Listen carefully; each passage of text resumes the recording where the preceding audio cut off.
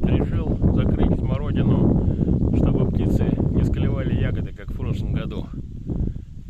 Сеточки 5 метров хватает с избытком, а вот этих колышков, которые даны в комплекте, явно маловато.